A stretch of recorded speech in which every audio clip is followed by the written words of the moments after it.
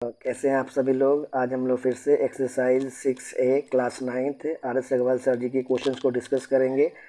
Previous lecture में हमने discuss किया था कि हमने अगर फर्स्ट टर्म ए दिया है, कॉमन डिफरेंस हमारे पास डी है, तो nth टर्म कैसे निकालते हैं वहाँ सीखा था। और उसी फॉर्मूला पे आज हम लोग को क्या करना है कि हमें RS अग्रवाल सर जी का एक्सरसाइज 6 से क्वेश्चन नंबर 1 दिया है। So that each of the progression given below is an AP. पहले हमें क्या करना है कि जो भी हमारा सीक्वेंस दिया है, प्रोग्रेशन दिया है ना, इसे सॉल्व करना है और ये बता देना है कि ये एपी में है। फिर उसके बाद क्या करना है, find the term, find the first term. हमें पहले फर्स्ट टर्म को निकालना है, फर्स्ट टर्म के बाद कॉमन डिफरेंस निकालना है और उसके बाद हमें बोला है नेक्स्ट टर्म ऑफ इस टर्म निकालना है। तो वो 1 बाय 1 करके सारे क्वेश्चंस को सीखेंगे। पहले मैं बताना चाहता हूँ कि अगर हमें बोलता है कि गिवन प्रोग्रेशन अगर हमारा एपी में है, तो एपी में है तो हमें क्या करना है कि हर केस में हमारे जो कॉमन डिफरेंस की वैल्यू आएगी वो बिल्कुल सेम आनी चाहिए। तो चलो देखते हैं क्वेश्चन नंबर 1 का जो हमारा पहला वाला पार्ट है वो देखते हैं।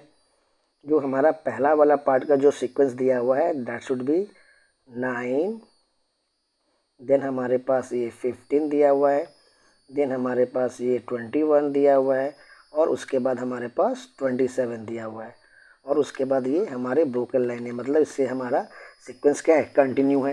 तो मैंने आपको पहले क्लास में बताया था कि ये जो पहला वाला वैल्यू जहाँ से स्टार्ट होता है ना, इसी को हम लोग फर्स्ट टर्म बोलते हैं और फर्स्ट टर्म को क्या लिखते हैं, स्मॉल ए से। तो मैंने इसको ए को 9 लिख दिया, ये हमारा क्या हो गया, फर्स्ट टर्म हो गया।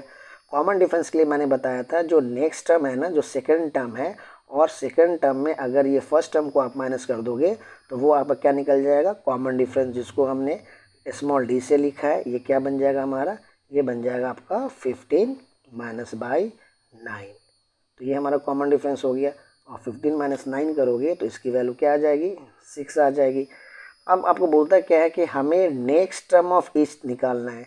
तो आपको खुद बताओ कि मैंने आपको लास्ट टाइम बताया था कि अगर आपके पास फर्स्ट टर्म की इन्फॉर्मेशन है, सेकेंड टर्म की इन्फॉर्मेशन है, तो ये दोनों इन्फॉर्मेशन को यूज करके हम अपने सीक्वेंस को जनरेट कर सकते हैं। कैसे, फर्स्ट टर्म में आप कॉमन डिफरेंस को ऐड करते जाइए। अब मेरे पास जो लास्ट टर्म यहाँ दिख रहा है क्या है, 27 है ना, तो हमें नेक्स्ट टर्म बोला है। तो मैं क्या करूँगा, नेक्स्ट टर्म निकालने के लिए जो हमारा टर्म दिया हुआ है सीक्वेंस में लास्ट में, तो नेक्स्ट टर्म हमारा क्या हो जाएगा, नेक्स्ट टर्म निकालने के लिए जो हमारे प्रोग्रेशन का ये वाला वैल्यू दिख रहा है ना, आप इसको में क्या करेंगे, इसमें इस कॉमन डिफरेंस की वैल्यू को आप ऐड कर दोगे।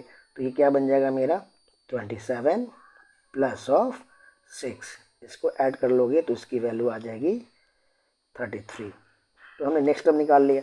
अब इसने ये बोला था कि आपको ये बताना है कि ये जो हमारा जो गिवन सीक्वेंस है ना, जो प्रोग्रेशन है 9, 15, 21, 27, ये हमारे कॉमन, ये हमारे क्या है, एपी को फॉलो करता है। तो एपी के फॉलो करने के लिए मैंने क्या बोला था, सबके कॉमन डिफरेंस की वैल्यू सेम आएगी। तो मैं क्या करूँगा, 1 बाय 1 सबकी कॉमन डिफरेंस की वैल्यू को कैलकुलेट करूँगा। तो मैंने पहले D1 निकाला, तो D1 निकालने के लिए क्या करूँगा, second term minus by first term. Second term यहाँ हमारा क्या है, 15 है, माइनस बाई 9 कर दोगे तो ये क्या बन जाएगा मेरा 15 माइनस बाई 9।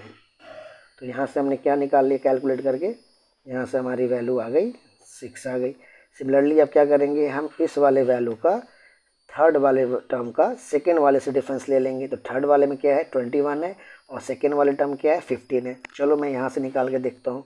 तो यहाँ से मैं D2 की वैल्यू कैलकुलेट करूँगा, तो D2 की वैल्यू मेरी आ जाएगी 21 और सेकेंड टर्म क्या दिया हुआ है, माइनस बाई 15। तो यहाँ से मैंने क्या वैल्यू निकाल लिया, ये मेरी वैल्यू 6 आ गई।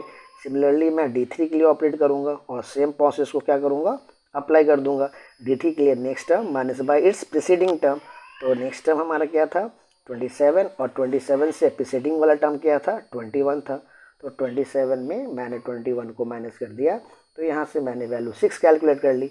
तो मैंने ऑब्जर्व क्या किया, पहले वाले D1 जो मैं निकाला वैल्यू 6 आई, D2 के लिए जब मैंने ऑपरेट किया तो ये भी मेरी वैल्यू 6 आई, और D3 के लिए मैंने ऑपरेट किया ना, तो यहाँ से भी मैंने वैल्यू क्या सीखी, मैंने वैल्यू देखा कि तीनों केसेस में वैल्यू क्या हो गए हैं, सेम आ गए हैं। और अभी मैंने आपको बताया था कि कोई भी प्रोग्रेशन को अगर आपको एपी में शो करना है ना, इसके लिए कॉमन डिफरेंस की वैल्यू क्या आनी चाहिए, सेम आनी चाहिए। तो यहाँ से मैंने क्या कंक्लूड किया, यहाँ से मैंने कंक्लूड किया जो D1 है इसकी वैल्यू D2 के बराबर है, और ये D2 की वैल्यू क्या है, D3 की वैल्यू के बराबर है, और यही एक्चुअली मेरा क्या है, D है, और यही मेरा D क्या है, वैल्यू 6 है, जो मेरा सेम वैल्यू है। तो ये सिंपल इंडिकेट करता है, ये मेरा सिंपल इंडिकेट कर देता है कि जो मेरा गिवन प्रोग्रेशन है ना वो मेरा एपी में है। तो इस क्वेश्चन के मैंने सारे पार्ट को 1 बाय 1 डिस्कस कर लिया।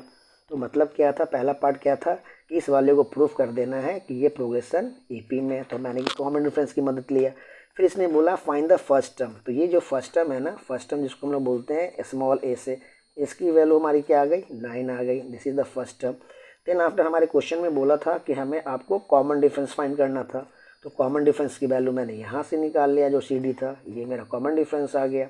उसके बाद इसने क्या बोला था कि आपको नेक्स्ट टर्म निकालना है।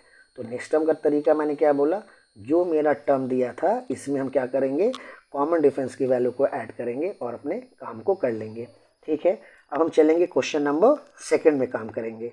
ओके।